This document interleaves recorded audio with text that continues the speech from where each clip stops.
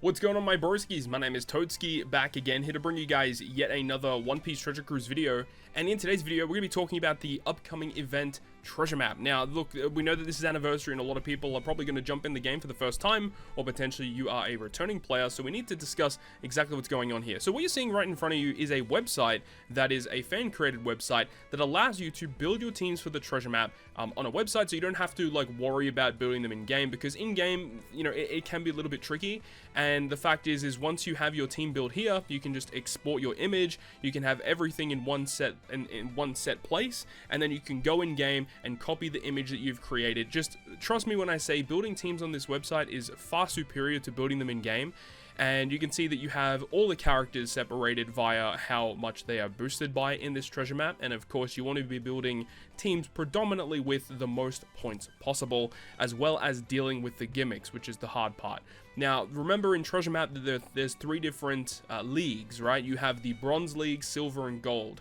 If you're a new player or a returning player and you did not play last treasure map, you will automatically be in the bronze league, which is the lowest league of all of them. That is the easiest league, and it means that you do not need a separate team for each individual fight. You only just need to build one team, and you can use it against all of the fights, and it allows you to get a lot more points very quickly, because you have, basically, you can just stack your team with the highest point boosters and use it against every single boss fight. However, you'll get to a certain point when you're going to go ahead and level up. You'll get to your Silver League, and then when you're in Silver League, which of course you can't level up in the middle of a treasure map, you have to wait until next month in order to go up into the Silver or the Gold League. But once you reach Silver League, you do have to have a separate team against each individual fight. Now, on this website, you can actually go ahead and click the names of each of the bosses, and it gives you a breakdown of all of the gimmicks. Of course, we'll zoom in so you can see this one a little bit more easily. So, against Franky, you get cooldown for all units. 1.2 million HP is the unconfirmed HP that he'll start with. He gives you 9 turns of despair. There's normal attacks only, and there's an immunity buff. So Franky's very easy. There's only really one debuff you have to worry about, which is despair. You will drag characters onto here that you want to use, and, you know, let's say hypothetically you want a character that deals with despair, and then these characters have specials that deal with despair. So you could put Monet here, and then boom, you're pretty much good to go. That's essentially how it all works, right? You click on Brook, you break down his fights, and then of course against the end here, you've got Luffy, Zoro, Sanji, which is the final boss, and then you've got York, which is the Intrusion boss. These are the two teams where you want the most amount of points. So I've gone ahead and already built my team, so we'll go ahead and show you guys exactly what that is, which is this right here. So, let's go ahead and break this all down. We have the Franky fight, as we talked about. There's only really despair to worry about, which is why I have this team here, and my goal is to just use the Hiyori special. And the Hiyori special is just going to give us the ability to remove bind, despair, and chain coefficient reduction. So the Hiyori special will remove the despair for us, and then we could use a cat and a dog special. And look, the characters that we're using here aren't all like max boosted. Look, we only get 1.62 times points. But you got to remember that these first 4 boss fights, the only reason they're here is to just kind of, it's just honestly just to really slow down and bog down your progression. So you just want to clear these as fast as you possibly can. It doesn't really matter about how many points you get. You want to stack as many points as you possibly can on the other 2 boss fights. So then versus Brook, I'm using Doflamingo as my captain for 2 reasons. Number 1 is because he can deal with the special bind on the final stage as a captain. That is exactly what his captain effect does. It removes 10 turns of special bind. And then he's a driven captain, so we want to run a full team of driven units.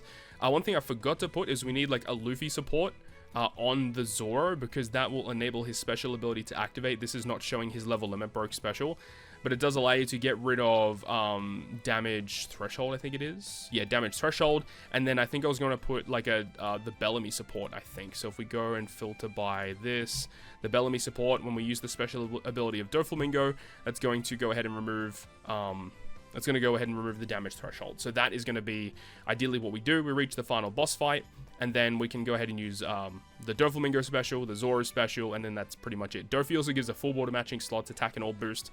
So that should give us a pretty good amount of damage on that fight. And then Dofi with his superclass special, we can wave clear the first 2 stages. So he gets through it pretty quickly. Probably not the most optimal team against Brook, but hey, it works, right? Moving on to the Nami and Usopp fight, I'm going to be using 10th Anniversary Shanks as my captain, because there is the 8 turns of bind on our captains. Shanks' captain ability removes bind, which is why we're using him. There's also 5 turns of attack down, which is why we use the Chopper. The Chopper removes that. It also gives an orb boost. Franky gives a full water matching slots, a color affinity boost, and then this support of Sober Mask If you guys don't know, when we attach it to the unit, if we use the special, we get a 1.3 times attack boost. So we get attack boost, color affinity, orb boost, full border tandem slots. And that's pretty much all we really need. That should be okay. Plus, we'll have, like, everyone that we are attacking with will be type advantageous. The thing is that our middle row, our row 2, is going to be blown away for 4 turns. That's not really going to be a problem. We're using Zorojiro to wave clear the first 2 stages, and then Mr. 1 is literally only here because he's one of the higher point boosters that we can put on the team. That's basically it. Versus Chopper and Robin, this team is pretty easy, actually. This one here, we're using Rayleigh as the captain because his captain effect, when you super evolve him and like level limit break and all that, removes 6 turns, or he removes 10 turns of attack down as a captain, and then we use the special ability of Rayleigh, and it allows our cerebral and fighter characters to bypass enemy defensive effects for the turn, as well as giving matching slots, attack boost, orb boost, like literally the perfect unit here. There is 6 turns of defense up, which we don't bypass, but we do destroy it via the Mihawk support attached to this Luffy. This Luffy's a fighter, so he works under the Rayleigh captain, and then when we reach the final stage, it just sets the enemy's defense to 0. So after using a Rayleigh special, that's all we need. Rayleigh special just clears this whole fight when you have this setup going. We have Brook for wave clearing on the first 2 stages as well, just to make it a bit faster. But then we get to the hard fight, which is the Luffy, Zoro, Sanji, and York. Specifically, York is a very tricky fight because you very much need like the new characters that are dropped in the Sugo Fest, and we'll talk about it in a little moment. But Luffy, Zoro, and Sanji. So let's go ahead and break down what's going on here. So there's gimmicks on stage 2 and stage 3. So on stage 2, there's going to be 5 turns of special reverse on the middle row, and then those characters in the middle row cannot charge their specials unless if you like get rid of this effect. Of course, if you got a special that gives cooldown, that's not going to be a problem. Remember that Borsalino exists. His special ability gives special charge to the middle row, which is why we do it. There's also going to be I'm just trying to think this through. Hang on a sec. Okay, so we have the Rainbow Shield, 6 turns of Rainbow Shield, and then we also have the 10 turns of Despair, right? So the Despair is going to be dealt with via the Rayleigh support, which gets rid of 2 turns of that. Our Sockets gets rid of 3, which is 5 total. And then we have Monet Special, which gets rid of the rest of that Despair. Then we have the Rainbow Shield. So Rainbow Shield is going to be dealt with via the Zoro Special. Zoro Special ability, when we use it, I think gets rid of the, let me have a look. I'm pretty sure it does. Yeah, damage reduction by 6 turns. And so with Zoro Special, Monet Special, that deals with all of the gimmicks on this stage. And then we reach the final stage where we have Special Bind and Burn. Borsalino's Captain effect removes both of those abilities. And then there's a Territory, which Borsalino and also Luffy provide a Territory against that.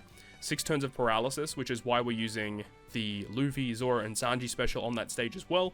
So Borsalino gives cooldown to the middle row. We then use our Luffy special, which will go ahead and get the ability to remove Paralysis and Despair. And then we also have this Usopp. The Usopp can also be used on stage 2. Because of the fact that Monet, when we use her special ability to remove the Despair, it also will ignore debuff protection and delay the enemy. And then Usopp has the ability to give you a delayed conditional boost.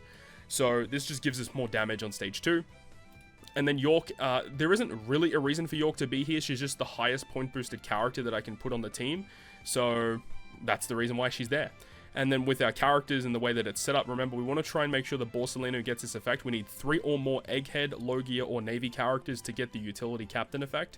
Of course, Borsalino counts as 1, like Usopp, Luffy, and York are all Egghead units, so that's not going to be a problem to get those effects activated. But then we get to the most difficult part, which is versus York. Now, this is really tricky because of what happens on the final stage. The final stage has a rainbow slot barrier, and annoyingly enough, it's a 3-turn barrier. If this was a 2 or 1-turn barrier, wouldn't be a problem. If this rainbow slot barrier was essentially anything but a rainbow slot barrier, it also wouldn't be that bad. But specifically because it's 3 turns and it's also a rainbow slot barrier is very frustrating. Because the only character that is essentially on this list that gives you rainbow slots, there's only 2 of them. Number 1 of them is this Monkey D. Luffy, this treasure map legend. He gives rainbow slots, but of course, if you want to use Luffy, Zoro, and Sanji, you can't use this quick Luffy.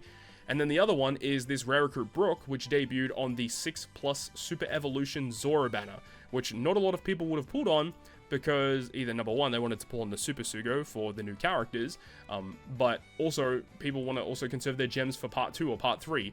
So I understand why not everyone is going to have this character. This character changes orbs of the right column into rainbow, and you get other beneficial effects, obviously. Removes resilience, which is also a big thing. This Brook basically handles most of the stuff on the York fight because there's also resilience here. Brook removes that. Brook deals with this. There's 10 turns of rainbow shield, which is super excessive. Your right column is changed to bomb slots. Your left column is changed into block. And there's also 2 additional mob characters. I think it's S-Shark and S-Hawk, and both of which have 1.5 million HP. The way that you're supposed to get through it is by using the Zora special, 6+ Zora, and of course we're going to be using him as a friend captain. He is the highest boosted. He does 1.5 million damage, which goes through normal attacks only. So Zora's special will wave clear the 2 characters surrounding York.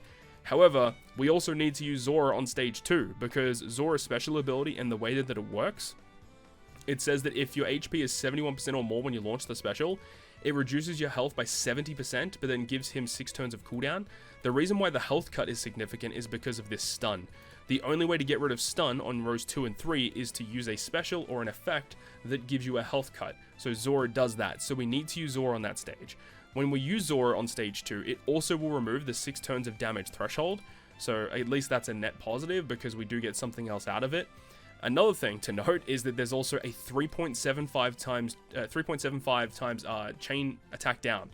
In order to get around that, we're using Borsalino special. So Borsalino, and we are using Roger support on him. We just need a Psy support in order to make sure that the territory that he gives is a slasher territory, just because it helps us out more than having a shooter territory.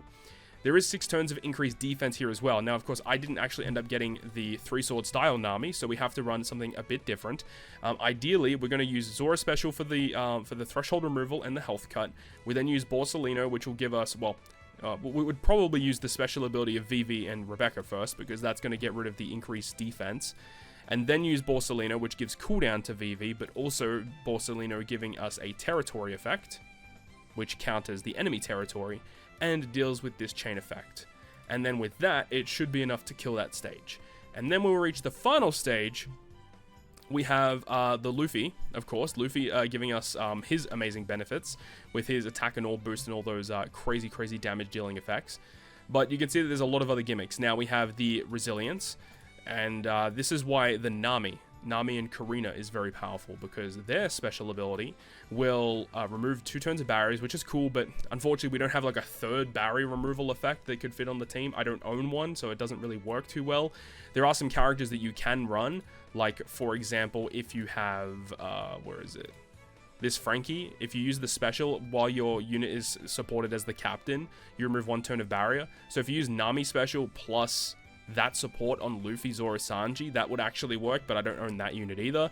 There's also another really good support that you can use in order to deal with this really pesky barrier, but it's a character that I don't think many people actually own. It is another Shirahoshi support, if I could find it.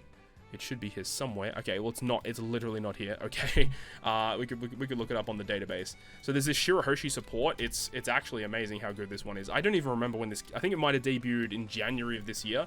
So this support says, attaches to Luffy, obviously, which is powerful. Once per adventure, when you reach the final stage, change orbs, including block, of right column characters into rainbow, and then you get resistance down. You can perform a super tandem with rainbow slots.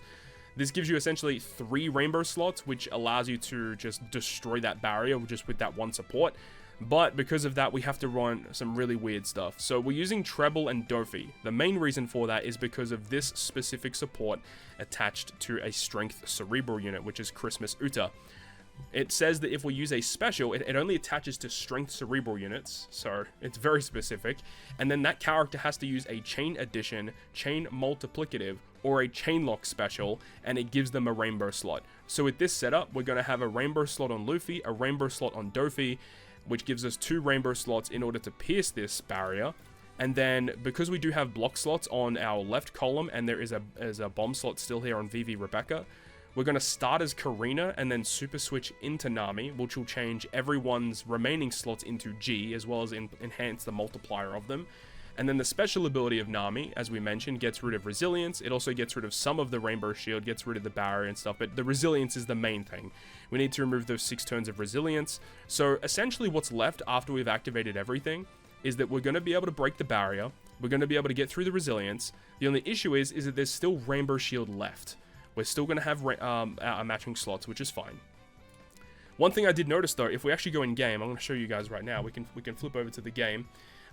If we go over to the quest guide for the Intrusion battle fight against York, you can actually see that in this fight, it mentions that the percent damage reduction is only 60%, which is a lot lower than what they typically do for Rainbow Shield. So my ideology for this team is that I'm just going to break through the Rainbow Shield with normal attacks just naturally. I'm not going to try and bypass it.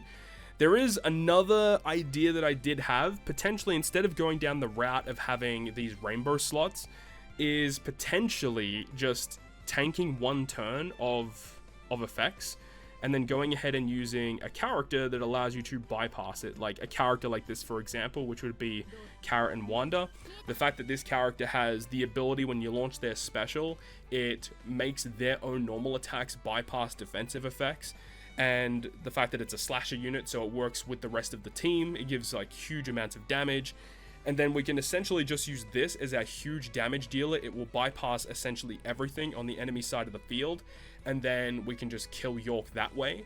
We are still getting through the resilience and all that stuff, but essentially if we do it this way, I'm not too sure if we're still going to be able to kill the surrounding mobs, but we'll have to wait and see, because if this strat works by just using Carrot and Wanda just to kill York, and then potentially having to stall a turn, then kill the back mobs, it's going to be a bit better than what we have currently with the Doflamingo and Treble. But again, it's just, we're going to have to wait and see exactly how it all plays out. This York fight is really tricky, but if you have like key specific characters, it's not going to be a problem. If you have the Brook, very, very easy. If you have that Shirahoshi support that we mentioned earlier, also very easy. If you have that Franky support we had a look at before, also makes it easy when you contemplate that with the Nami and Karina combo. So yeah, it really comes down to you missing some key characters, which I am. So it's gonna make things a little bit more annoying. But hey, we're gonna try and get through it either way.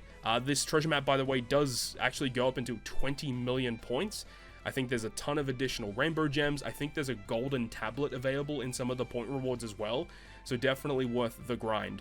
So that is gonna wrap it up for me in terms of the treasure map team builds. Hopefully this gives you a bit more information about what's going on, and if you guys want to get access to this website, I'll leave a link to it down below in the description. So hopefully you enjoyed it, and if you did, make sure to go ahead and leave a like. And if you want to stay up to date with all the content I post, including more One Piece Treasure Cruise content, make sure to hit the subscribe button down below. On that, guys, I'll see you guys within the next video.